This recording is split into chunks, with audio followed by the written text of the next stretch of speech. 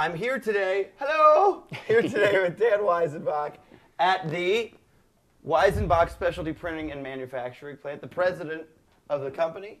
And tell me about the place that we're in. Well, we're a small company. We have a small staff of the most incredibly cross-trained people on the planet. Right on. So we do so many different things. We make so many different products from recycled materials.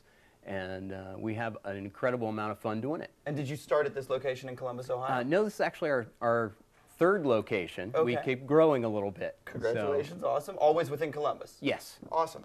Well, let's take a look around. Okay, great. We have In Song.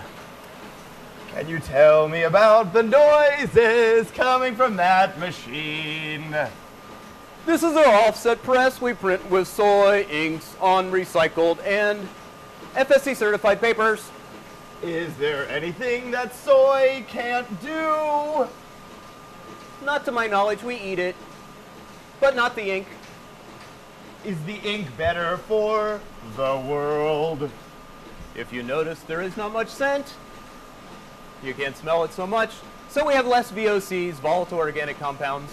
It's hard to work that into a song. I've never heard anyone sing volatile organic compounds before. Let's sing it together. You go high, I'll go low. Volatile organic compounds. We're terrible together. I think so. Okay, so wait.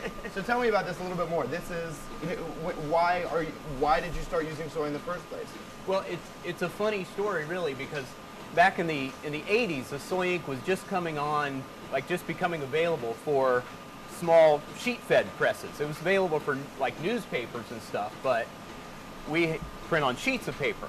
Okay. So I went to Dave, our press operator, who's been with me for a couple of decades now. Right on. And I said, Dave, we need to switch to soy ink. I really want to do this. I know we can do it.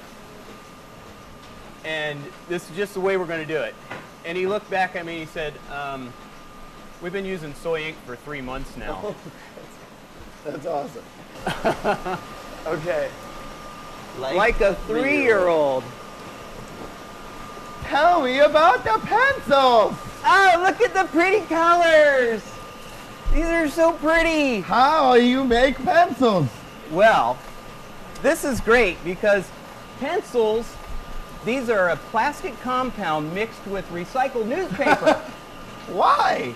Well, because why? we can use recycled materials in, but the neat thing is they're extruded. Do you know about extrusion? Do you have a Play-Doh fun factory? Yes. Play-Doh fun factory, you put the Play-Doh in and you squeeze it and the little tubes come out. And their hair extrudes.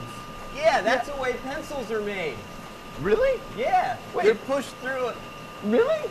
Yeah, they really are. No way. Wait a second. I always pictured that it was like not a really big a tree. Play-Doh fun factory. But I always pictured that there was a tree and you Yeah. just cut it up into pencils. That was the old way. These are made with a plastic compound. That's incredible. With recycled materials. We make them out of newspaper, Okay. recycled U.S. currency, paper money, denim scraps, You're kidding. and we're looking at making them out of some other materials too. How long have you guys been doing this? About 10 or 15 years. Wow. And was it always these recycled materials, or have you been introducing more as you go? More as we go. Right.